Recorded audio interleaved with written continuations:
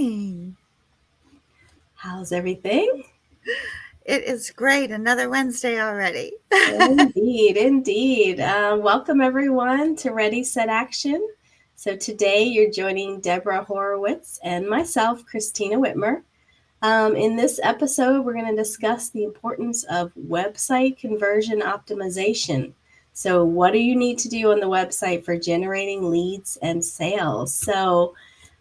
Before we dive into the topic here, Deb, how you doing? Any thoughts you want to share before we go forward? Yeah, I just wanted to say something about what day of the week it is and the actual date that it is with Mm-hmm. 9/11, And I think it's important to take a moment to kind of recognize um, what this day means for everybody, for our country. I don't think we were Mm-hmm. ever the same afterward. For those of you out there that knew someone or knew a family, or just, were impacted in whatever way as a result of what happened on 9/11, we're thinking of you. We're all in this together, right? And we're stronger when we're together. So take a moment to remember those that we lost and those that were saved, and Mm-hmm. the first responders that did such an incredible job for all of us to keep our country safe that day. So Absolutely. I'm yeah, glad you brought that up. I totally appreciate that. So, very thank nice. you. Yeah. But to the topic of sales, right, which for Mm-hmm. every business owner, that is music to their ears, Yeah. right? And we're always looking at, I don't know about anybody else, but I look at my traffic numbers a lot to the website, to just kind Right. of see, yeah, am I doing an okay job of driving traffic? And then how is that all converting? So I think today's topic is very valuable to those that are looking at ways to improve those conversions, Mm-hmm. right? Agreed. Agreed. So, Yeah. So why don't you kick us off with tip number one? absolutely. So, and I gave this some thought, and I wanted to, I think tip number one, let's talk a little bit about landing pages and what does it mean? How do you look at a landing pages? How do you think about what conversion means for a page?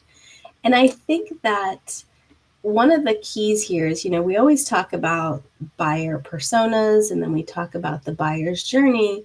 Everyone that visits your site, no matter how much traffic you have, it's the more you can understand about why they're there, what they're looking for, how they got there, the better your experience can be tailored to them, right?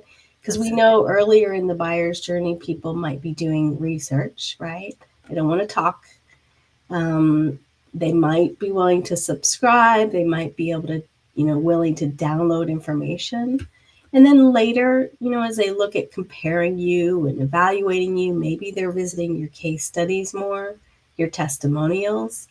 Maybe early on they're looking at services. Maybe later on they're trying to look at, even social, like how active are you? Like, so there's different things. And the more you understand that, I think more you can try to create a unique experience that solves problems. So, I really encourage people to look at the buyer's journey and then start thinking about pages or landing pages that can solve those problems and reach out to these people. So talking about landing pages, anytime you spend money on advertising or press release or anything, typically you want to have a landing page unless you have different goals. But typically when you're putting money behind something, you have very specific goals.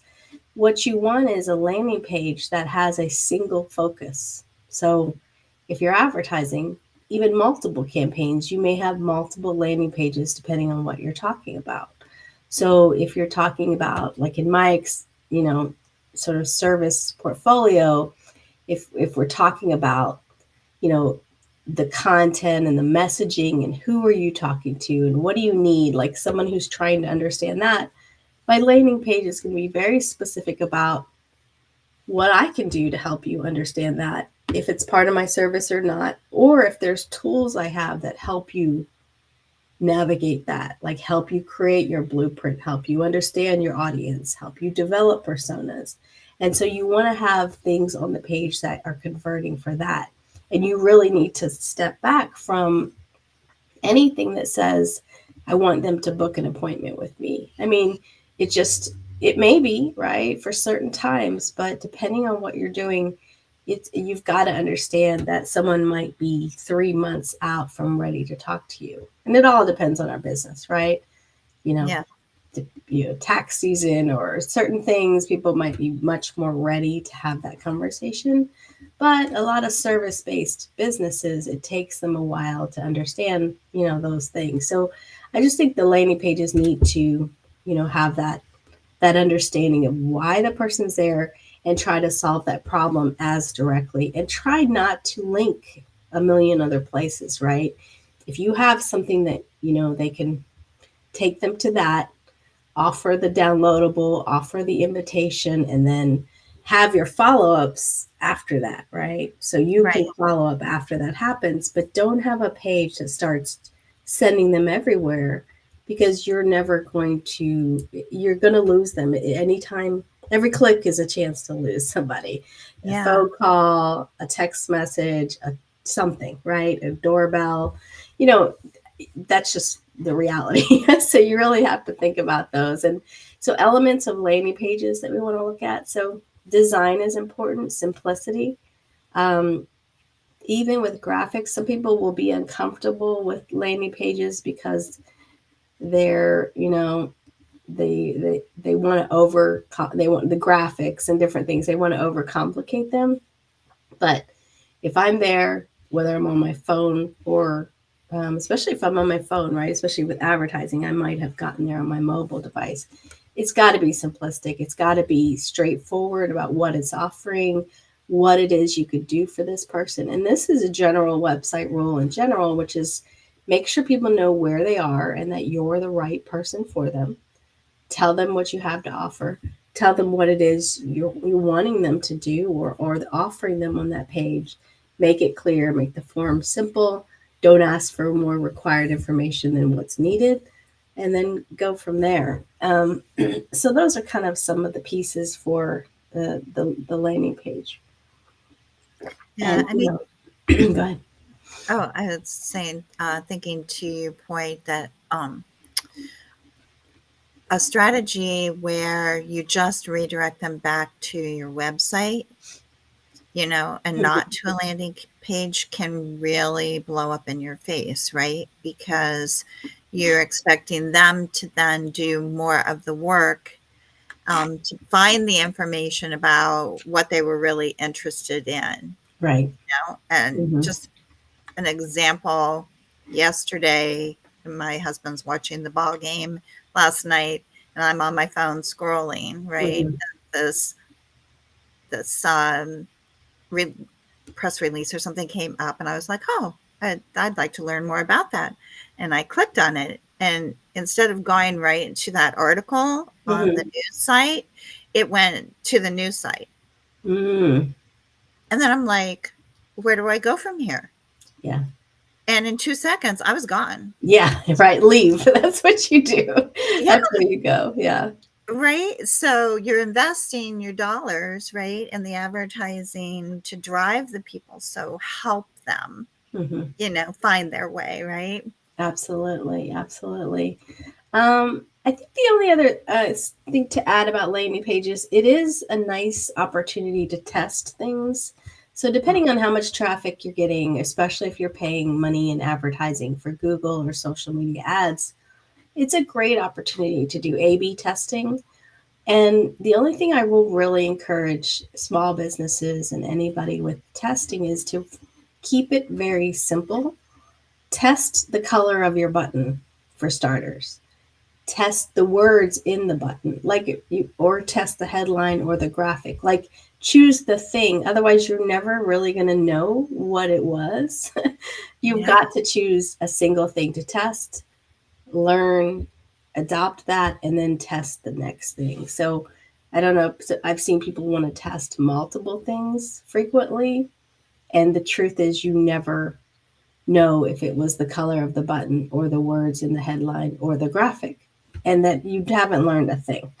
So really, when you're doing any kind of testing, just choose a thing, because you want, like marketing, you want incremental improvements over time. So, Absolutely. Yeah, so completely agree. yeah, let's, what do you have for tip number 2, Dee? So tip number 2 is all about the mastering the art of the call to action, right? And I look at the CTAs as kind of like the tour guide, right? That's leading your audience in the desired direction that you want them to go based on what it is that you're talking about in that marketing campaign, right? So, I think that placement then becomes part of the strategy. It is a strategy, right? Mhm. Onto itself, the Right. placement of the calls to action. So if you are just doing a simple offering to them from the landing page, like download this white paper, right? And that's all you really want them to do at that moment. Then having the CTA above the fold, like where they can see it without scrolling, will really help for you to have that conversion. You'll be able to get those email addresses and that contact information from that download and move forward in the marketing process, right? Where it becomes a bit more, I guess, complex is that if you're doing a more complex kind of sales process, as you're guiding them through, then you're going to have to take a look at multiple calls to action, Mhm. as they go on this experience. So I liken it to like say, I would say that most of our audience has probably been to at least one conference. Mhm. Okay. So let's say you find out about this conference and it's like, okay, I'm going to the website for the conference. And you notice at the very top, they're talking about the date and the location. And then there's a call to action to check out the hotel, you know, and it Mhm. pulls you in. You look at the hotel like, whoa, that's really a very fancy schmancy hotel. That looks awesome. I wonder what the room looks like that I'll be staying in. You start to visualize yourself already there, right? Mhm. The reason it's more complex is because they're going to charge you a lot of money to come to this conference. And so they really want to like pull you in as much as they possibly can, right?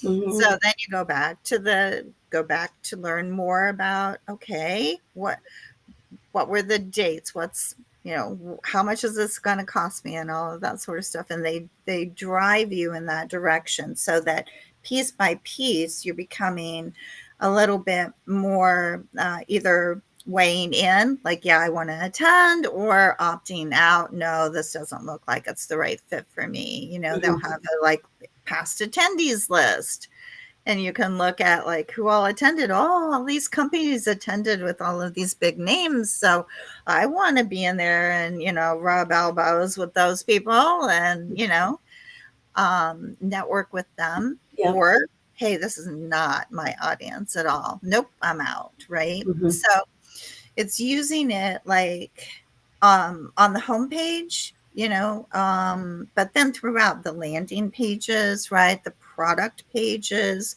um, each little each little process along the way, you're giving them incremental information Mhm. that it's either going to move them to that next step or have them leave. So, you want it all to stand out. Like if it's a product, right after you tell them, here's all of the components of the product, have a CTA, a call to action that kind of goes off and talks about that product in more detail, right? So they can understand what those words you were mentioning, Mhm. in that product. What does that actually mean? So they can go and do their research. And then don't forget blogs. I think that sometimes we forget that we can have calls to action in blogs where either right at the start or at the end. of each blog post, we can have a Mhm. call to action there as well, Yeah. because it's all about building those relationships when you're doing Right. blogs, right? Mhm. So you want that to happen. So I think it's just a matter of really thinking through that path that you want that person to go on, and then what information is going to be important for them to have to keep them going down that path and get them to say, yes, I'm plunking down $4,000 for this Mhm. conference, right? Right. Or not. Yeah. One of my, you brought up the conference websites. One of my favorite lead magnets that and downloadable content that they've had is just a few, several of them do this, but the where you get like a small presentation for your boss to justify the cost, right? I love Yeah. that because then Yes. that's a really helpful tool for someone who wants to go to something for Absolutely. whatever reason. And these are all the business reasons and what they can do with that information learned. And that's what, one of my favorites. Yes. Yeah. So, And you were talking about mobile before as well, or we were on that subject. And I think that with mobile, you have to ensure that mobile experience mhm, is right on point, with the CTA. So looking at like a 44 by 44 pixel for that, that mhm, button, that call to action yes. button. You were talking about colors. So you definitely want to use contrasting colors that really Right. pop, Hmm. right? And then there's also the sticky CTAs. Hmm. Um, Most of the time, I think of a sticky CTA as the chatbot, Hmm. that's sitting there and is just like visually there in that corner Right. wherever they're scrolling, right? But I guess you could have other sticky CTAs depending on, what you want those audience members Yeah. to do. But looking at that from a mobile perspective, I think, make it easily tappable. Use those collars, to Hmm. really stand out with that call to action. And also the placement with the thumbs, right? We want Hmm. it to Yeah. be easy to just, as you're scrolling through, to click on that with your thumb and Yeah. follow that next step. Was there anything that I missed with that? I'm trying to think. You did remind me, like, for as you're talking about mobile placement and things like that, like the white space around the buttons and around things are extra important. And then a lot of people will disable certain things on mobile specifically because it does get too busy real fast. So if you do have one of those sticky call to actions or a pop up or slide in, ditch the main graphic or something, like just Yeah. compensate for some of that and honestly just use your phone and see how it feels to you, like not for more than just a minute, like you'll know real fast how annoying it is. So if Yes. you're Yeah. even a tiny bit annoyed, you need to start chopping away at what's there. So Yes, I'm reminded there's in recruitment advertising a lot of or recruitment marketing, if you will. There's a lot of clients that will use a video as a pop up mhm, to introduce like an employee that also currently has the role that you're looking yep. for in talent acquisition, right? And I'm reminded of this one vendor that used to just have it set on the client's website so that it immediately would pop up as soon as you landed on that page. Hmm. And it would be like so shocking to the person that came on the page, because then all of a sudden, the moment you land on the page, there's this video face popped up right Right. in front of you, right on your mobile device, Hmm. especially because they, Hmm. created this big image of this person talking about the role. And it was frightening. It was almost like it was doing the opposite, for that client. So you Yeah. really do have to test this out and figure Hmm. out, what is the reaction going to be, because you don't want to shock anybody. Yeah, and it's easy enough now to do video intros and transitions and whatever you do. I strongly recommend you have the audio off. Autoplay is fine, like make it autoplay, but also have captions Yeah. because a lot of you and I have talked about this before. Like never unmuting it. And if it's just you're watching someone, whether it's TV, work, or other stuff, there's a million places where I don't want the volume on. Exactly. Yeah. Yes. Yeah. Now, you do go in a waiting room and you hear lots of, like, when there's people talking about how rude it is to have all the audio going, but so Oh yeah. it could be Uh, generational. We'll see. But at this point, I think it's best to do that. So, and I think going back to your point with the A/B testing, that's so critical, right? mhm, It's so mhm. critical with the calls to action as well as the content on the landing page. So Right. don't overlook that, as to which color is going to get their attention, which call to action is actually getting more traction on the website too. So yeah. So I'm going to shut up. Are you ready for number 3? Yeah, let's knock out tip number 3. This is, obviously we want things that you can work on this week to improve things. So talk a little more about the user experience specifically. So there are factors, we were talking about mobile and even the desktop, but mobile as well. But the page load speed, is it optimized for mobile? Is it easy to navigate? So these are all things about the user experience that you can control. And on mobile, you can look at those. Google has testing tools you can see about page load, but Google's generally going to judge you on your mobile experience now for everything that, like, if I am on the desktop and I search for you, a lot of how you perform on mobile is affecting your ranking. So it is important to make sure that you don't have the images are compressed or smaller. Things are, if you have a video, most likely you need to have it on YouTube or another platform so that the bandwidth is not slowing your website down, right? So you want to embed those things so you're taking advantage of YouTube's fast, loads. So you want to make sure that all of that is, and then the navigation. So, Google is looking at all these signals of what you do, how you interact, as as a sign of how well your site is supporting the user. So keep that stuff in mind.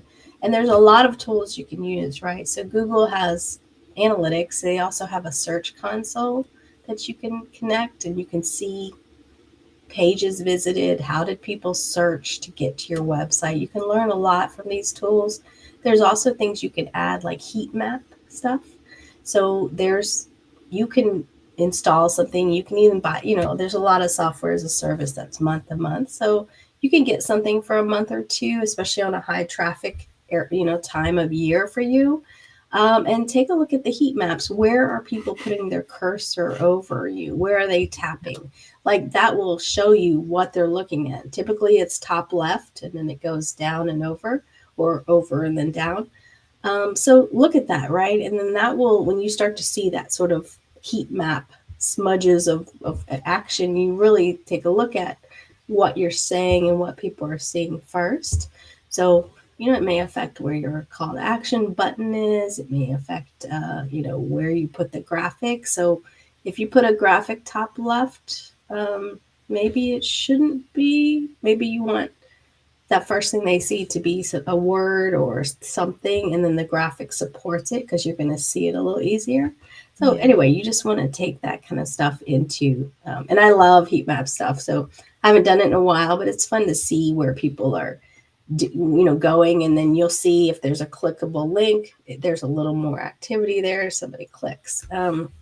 It's really helpful. It's interesting as well. So, and the other thing is a little bit about what you started to talk about, which is, that seamless user journey from landing page to conversion, or from home page to newsletter subscribe, or whatever that journey is.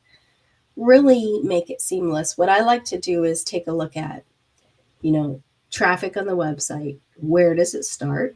Where do they come in, right? This is not so much landing page. This is more general website. Like, where do they come in? Is it a blog? Is it, the team page? Is it the home page? Like, how did they start? And then from there, where do they go? And if you see someone takes a few jumps, right? they're learning about you, they go to the about page. Like that's a good, if someone goes to your about page, what does that mean? I mean, they're trying to find a little bit more about you as a business, right? So I Yeah. don't know what that means necessarily, but you can start to intuit some things and take some guesses. But the question is, if someone leaves after that, either they got what they wanted and that's really all they wanted, or nothing compelled them to do the next thing, right? So wouldn't it be nice if they were subscribing to a newsletter or reading more about the founder, or, so about page could have more about the owner, right? Click off and Mhm. learn more. That seems logical. And so if it's not there, you start to think, well, maybe I'll add that and let's see where that takes them. If someone goes to a service page and doesn't take them anywhere else, well, maybe that service page should have had something downloadable that relates to that service, right? If it's a website page, right, about doing websites, making websites, maybe a website evaluation checklist is a good thing to go with that. So start thinking about what's next for each page. And that's a big one as far as like just looking at the seamless thing. And that's where you constantly grow your website. Okay, someone went to this page. What's the most logical thing? If they don't want to talk to me yet, what's the most logical thing that they would benefit from? And that's where you can really valuably grow your site. So, Yeah, that's an excellent point. Yeah. I think sometimes we're just all about, okay, we want to capture them and sell them so fast. We're mhm. just so willing to throw the kitchen sink at them. And and we really have to understand that buyers are on an entirely different journey Mhm. now than they were 5, 10 years ago. Right. And you really have to meet them where they are in that Mhm. process. Yeah, and assume the least amount of trust, most likely, right? Like that the Yeah. trust is at 0 or 5, right? And that you Yeah. want to get it to 70, 80, 90 over time. So how do you establish trust and give them things and show your expertise? So like a specific service page, show them a tool that helps them worth it. Show them a testimonial of someone you've done this specific thing for.